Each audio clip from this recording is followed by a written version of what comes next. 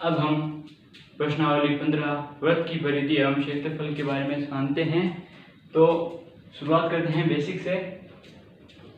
त्रिज्या, वृत्त त्रिज्या वह रेखा होती है जो वृत्त के केंद्र बिंदु को परिधि से मिलाती है, वह त्रिज्या कहलाती है। मैंने अभी ये रेखा खींची है O से C, केंद्र बिंदु O को परिधि C से मिलाने वाली रेखा त्रिज्या कहलाती है। और त्रिज्या का दुगना व्यास होता है, त्रिज्या का दुगना होता है व्यास। और व्यास तीन बिंदुओं को मिलता है, एक से शुरू होता है केंद्र बिंदु को लेकर और अंतिम परिधि तक मिलाता है, व्यास होता है। और वृत्त का, इसके अनुसार वृत्त का क्षेत्रफल पाई आर स्क्वायर होता है। और जो अर्धवृत्त होता है, ये जो आधा वृत्त है ना, बी सी ए, ये आधा वृत्त बी सी ए ओ, ये बी सी ए ओ, ये जो आधा वृत्त है इसका सूत्र होता है ये। कोई भी चीज आधी होती है मतलब 1/2, तो इसको भी 1/2 से गुणा कर दिया, तो पाई आर स्क्वायर गुणा 1/2, तो यह प्राप्त हो गया हमें अर्धवृत्त का क्षेत्रफल, जो कि सामान्यतया पूछा जाता है। परिधि, ये जो वृत्त की चारों ओर की रेखा है, ये गोल, ये परिधि कहलाती है। और परिधि का क्षेत्रफल होता है, परिधि कहलाती है, परिधि का सूत्र होता है 2 पाई आर, परिधि का सूत्र होता है 2 पाई आर। सूत्र आपको याद करने होंगे, 2 पाई आर और अर्धवृत्त का क्षेत्रफल, अर्धवृत्त का क्षेत्रफल होता है पाई आर प्लस 2r। ये क्यों बना, कैसे बना, तो ये समझाते हैं। परिधि 2 पाई आर, अब इसको आधी करनी है क्योंकि अर्धवृत्त की परिधि ज्ञात करनी है, ये पूर्ण की है, हमें आधी की ज्ञात करनी है, तो इसमें 1/2 गुणा करेंगे, 1/2 गुणा 2 पाई आर, 2 से 2 कटा पाई आर, तो पाई आर। अब केवल इतना ही नहीं, पाई आर तो केवल इतना ज्ञात हुआ है, ये अर्धवृत्त थोड़ी है। अर्धवृत्त जब होगा जब एक रेखा और आएगी, ये रेखा व्यास कह सकते हैं या फिर हमको 2 त्रिज्या मान सकते हैं। एक त्रिज्या डी, इसको डी माने, ये ए ये बी, एक त्रिज्या डी से ए तक, एक त्रिज्या बी से डी तक, तो 2 त्रिज्या है प्लस 2 त्रिज्या को आर कहते हैं, 2r। तो ये सूत्र हो गया पाई आर प्लस 2r। ये अर्धवृत्त का, ये जो अर्धवृत्त है इसकी परिधि का सूत्र। तो आपने अर्धवृत्त, पूर्ण वृत्त की परिधि और क्षेत्रफल के बारे में जान लिया है। अब नीचे आगे बढ़ते हुए हम देखते हैं ये, अब ये क्या है, पहिए जैसा, ये पहिए जैसा, इसको वलिका कहते हैं, वलिका। तो वलिका का क्षेत्रफल होता है बड़े वृत्त का क्षेत्रफल माइनस छोटे वृत्त का क्षेत्रफल। अब ये कोई ग्राउंड है और इसके बीच में एक और ग्राउंड है, और यहाँ पे दौड़ लगाने का है, यहाँ पे सब दौड़ लगाते हैं। तो कोई पूछे कि इस दौड़ वाले का क्षेत्रफल क्या है, इस दौड़ वाले का क्षेत्रफल, तो हमें क्या करना है, पहले जो ये बड़ा वाला ग्राउंड है इसका ज्ञात करना है क्षेत्रफल। बड़े वाले का क्षेत्रफल ज्ञात किया, फिर छोटे वाले का ज्ञात करना है, फिर छोटे वाले का ज्ञात किया, फिर बड़े वाले में से छोटे वाले को माइनस कर देना है। तो ये बड़ा वाला, इसमें से छोटे वाले को माइनस किया। अब हम ऐसे समझें कि मानो ये एक ग्राउंड है,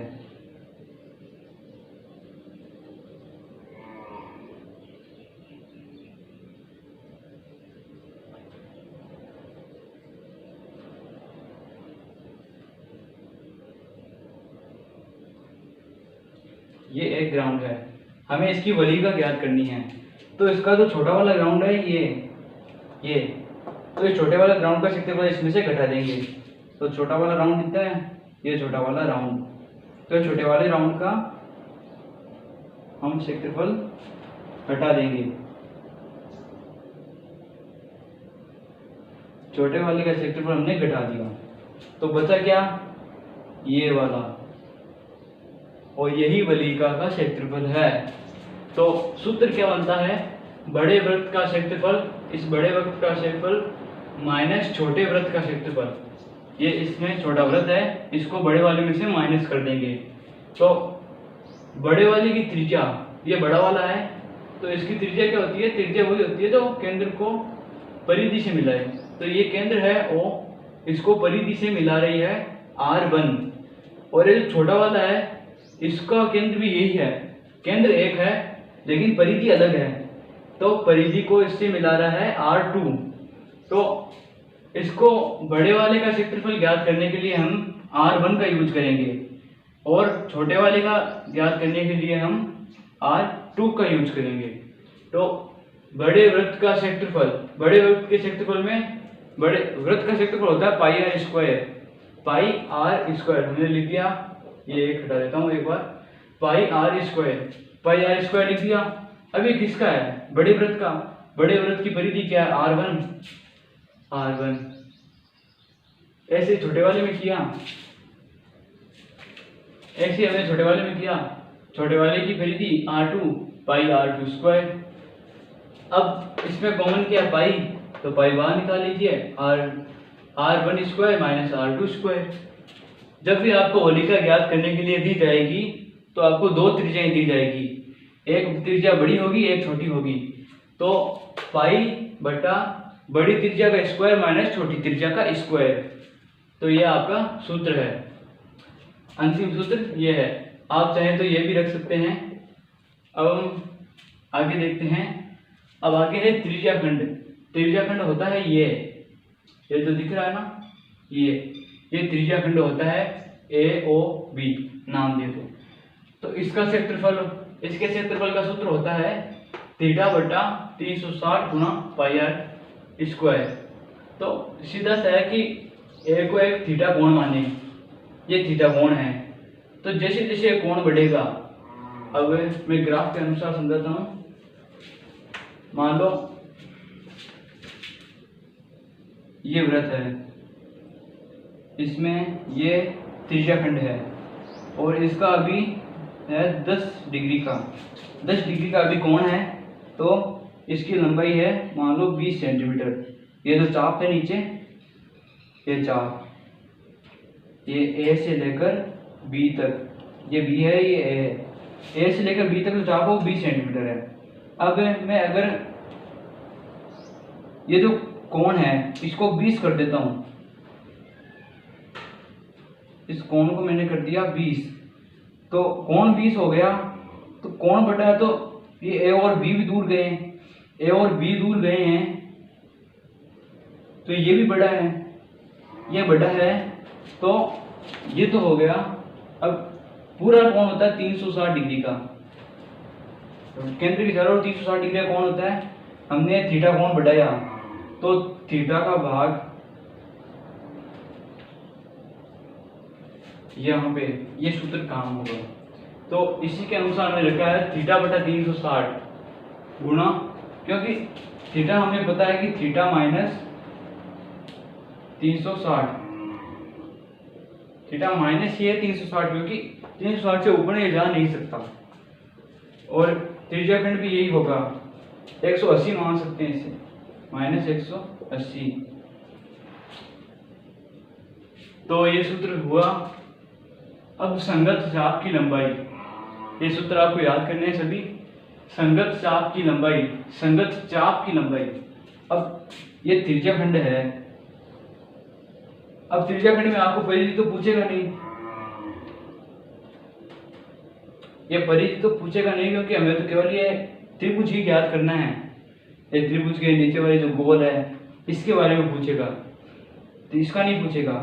तो ये है चाप, इसको कहते हैं संगत चाप। जब भी त्रिकोण ये त्रिज्या खंड का क्वेश्चन आएगा आपको संगत चाप की लंबाई पूछेगा, न कि परिधि। तो संगत चाप की लंबाई वापस वही है थीटा बटा 360, लेकिन इस बार परिधि का सूत्र लगाना है।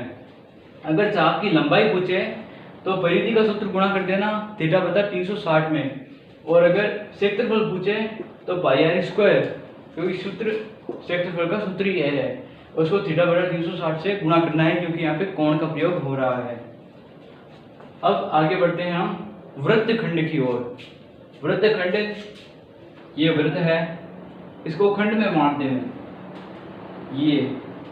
अब सीधा सा है, ऐसे तो कोई नहीं बांट सकता, इसके लिए निश्चित मान चाहिए। तो त्रिज्या का प्रयोग होता है, और त्रिज्या का प्रयोग होता है त्रिज्या खंड के माध्यम से। यदि हम त्रिज्या खंड बनाएंगे तो ए से बी तक एक रेखा खींचेंगे बिना घुमाए, क्योंकि घुमाओ तो परिधि वापस बन जाएगी, ये संगत चाप। तो बिना घुमाए करना है तो त्रिभुज बन जाएगा। फिर त्रिभुज के अलावा त्रिभुज को हटा दें तो ये जो बचा है ये भाग, ये है लघु वृत्तखंड, ये है लघु वृत्तखंड, और ये जो बड़ा वाला ये है दीर्घ वृत्तखंड। ये दीर्घ वृत्तखंड, ये लघु वृत्तखंड। तो लघु वृत्तखंड की सूत्र, लघु वृत्तखंड का क्षेत्रफल याद करने का सूत्र होता है पाई आर स्क्वायर थीटा बटा 360 minus 1/2 r square sine theta. सूत्र आपको याद करने होंगे, सूत्र की कोई ट्रिक नहीं है। उत्पत्ति हो सकती है, इनकी उत्पत्ति हो सकती है, इनकी उत्पत्ति हो सकती है, लेकिन उत्पत्ति में समझ में ज़्यादा भारीपन आता है। तो सीधा सा याद करो और मान रख दो, और जो एक सूत्र होता है उससे दूर से बाकी के सूत्र बन सकते हैं, लेकिन जो शुरुआत का सूत्र होता है वो याद रखना होगा। तो दीर्घ वृत्तखंड, ये तो बड़ा वाला है, बड़ा वाला ये, इसका क्या ज्ञात करें? हमने इसका तो ज्ञात करने का सूत्र देख लिया, और इस बड़े वाला का कैसे ज्ञात करें? तो वैसे ही वलिका का है, वलिका का ना वैसा ही ये होगा। तो इसमें ये इसका क्षेत्रफल है पाई आर स्क्वायर पूरे का। अब इसमें ये मैंने वृत्तखंड खींच दिया। अब वृत्तखंड का ये जो है ना, ये छोटा वाला, इसका है क्षेत्रफल ये वाला पाई आर स्क्वायर थीटा बटा 360 minus 1/2 r square sine theta. तो बड़े वाला क्या होगा? तो सीधा सा है, इसको बड़े वाले में से घटा देंगे। तो घटाने के लिए ये होगा pi r square minus theta बटा 360 गुणा pi r square minus 1/2 r square sine theta. ये होता है बेसिक नॉलेज, इसकी आपको जरूरत पड़ेगी और इसी सारे क्वेश्चन हल होंगे। देखते हैं कुछ महत्वपूर्ण क्वेश्चन। एक क्वेश्चन है 100 चक्कर में एक स्कूटर का पहिया 88 मीटर की दूरी तय करता है, इस पहिए की त्रिज्या ज्ञात कीजिए। तो 100 चक्कर में एक स्कूटर का पहिया 88 मीटर की दूरी तय करता है। तो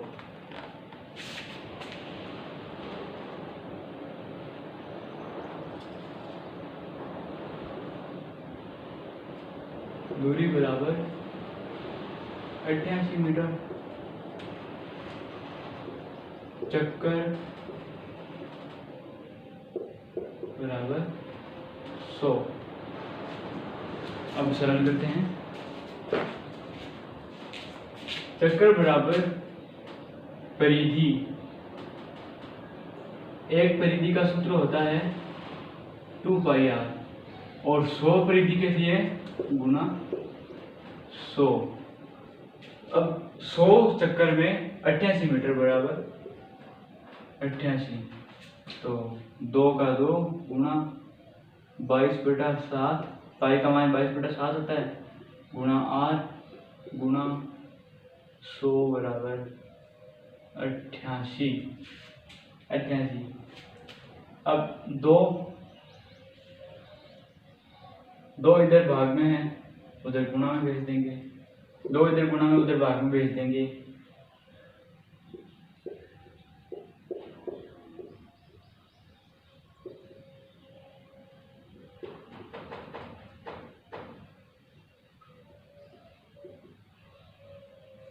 फिर आर गुणा 100 बराबर 44 गुणा 7/22।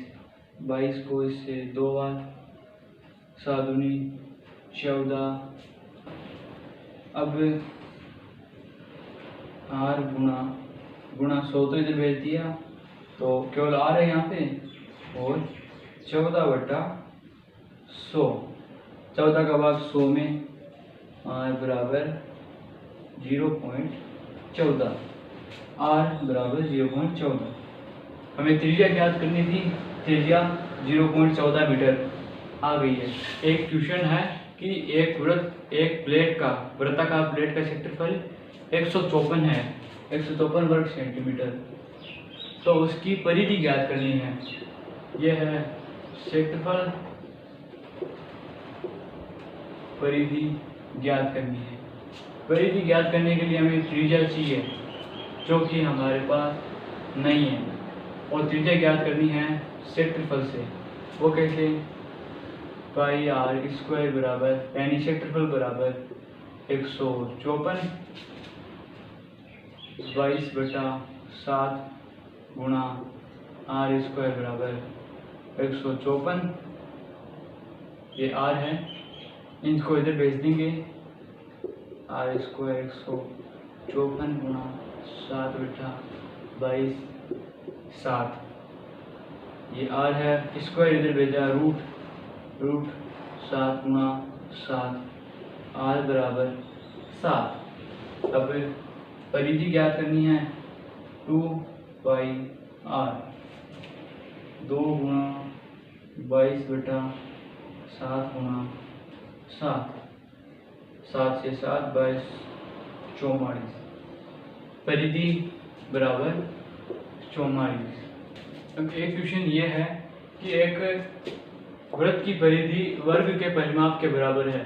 यदि वर्ग का क्षेत्रफल 484 हो तो वृत्त का क्षेत्रफल ज्ञात करो। तो इसके लिए हमें वर्ग का परिमाप ज्ञात करना पड़ेगा। ये जो वर्ग होता है, इसका परिमाप ज्ञात करना पड़ेगा। तो क्षेत्रफल दिया हुआ है 484, और वर्ग की भुजा बराबर, भुजा ज्ञात करने के लिए हम रूट लगा देंगे, बराबर आ जाएगा 22। तो वर्ग की भुजा 22 आ गई। अब वर्ग का परिमाप ज्ञात करना है। परिमाप के लिए 4 गुणा भुजा, तो 4 गुणा 22 बराबर 88। 88 आंसर आ गए। 88 आया है परिमाप। अब परिधि 88 है बराबर 2πr, 2 गुणा 22/7 गुणा आर बराबर 88। इनको इधर भेज देंगे, तो 88 गुणा 7 बटे में 2 गुणा 22। इनको इससे काटेंगे तो 22 को इससे काटा 4 बार, 2 को 4 से काटा 2 बार, 7 बराबर 2 गुणा 7 बराबर 14। तो 14 बराबर आर, 14 बराबर आर का मान है, क्षेत्रफल में रखेंगे तो पाई आर स्क्वायर बराबर में 22/7 गुणा आर स्क्वायर, 14 गुणा 14, 7 दूनी 14, 2 22 दूनी 28, 14 दूनी 28, 28 गुणा 22,